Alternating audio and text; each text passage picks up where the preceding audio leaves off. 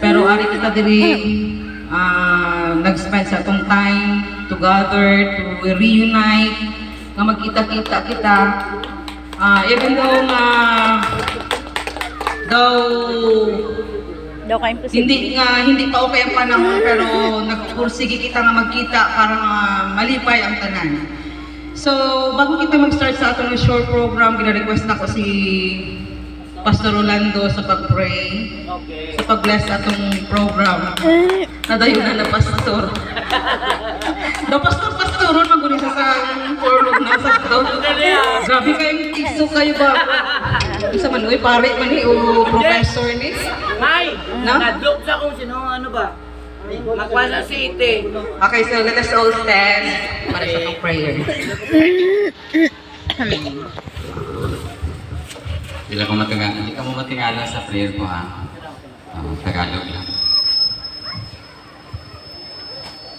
Panginoon po na aming Diyos, banal ka po at makapangyarihan sa lahat.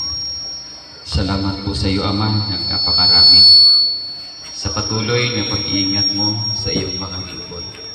Lalo na po sa iyong mga anak na narito kayo. Nagkasayahan po ang bawat isa sa amin, Ama. Ama, pinasasalamatan ko po namin sapagkat iningatan mo po kami mula sa aming mga paglalakbay. Nasapit namin ang dakong itong payapa, binabalik po namin ang kapurihan sa iyong banal na pangalan. Sa pagpatuloy na kasayahan ng iyong mga lingkod sa oras na ito, naway ingatan mo kami, Ama, ilayo kami sa anumang uri makapinsala sa aming mga buhay.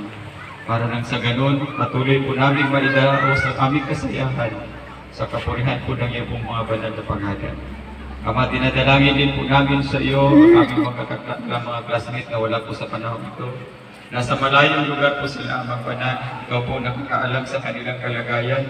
Kung paano mo kami iningatan dito sa aming lugar, Ama, ganun din po gagawin ko sa kanila. Para nang sa ganun, sa sunod na mga panahon naman, sa sunod na taon, Amang Banal, kung loloobin mo po, magsama-sama kami lahat. Patuloy kami sa aming isinasagawang kasayahan sa kapurihan po ng iyong napakabanal na pag-agal. Patawad po sa nagawa namin mga pagkukulang at pagkakasala sa iyo. Sa pangalan po ng Panginoong Jesucristo, dakila namin tagapagligtas.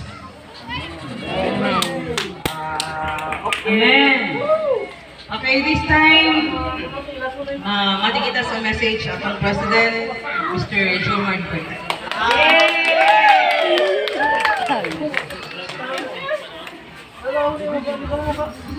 Salamat, May. Sa liwat, mayong gabi sa tanan. Ako nagpasalamat na nakauna-una ka nga mag-celebrate sa sige nga reunion.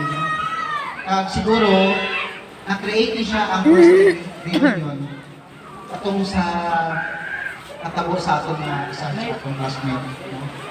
Si Dinis. Dinis. si Granada Dinis. Ay dito nag-start, ay nag-create na ako sa atong messenger nato na group chat. Makita na ako ng iyang partisipasyon. Makita mo ni Monoy kag atong naka-discover na nagaw happy kayo si Oliver. Si Dinis Granada sa ko. Then, wala ko nag-expect na may nakabuk dali sa iya. So, dito nag-start.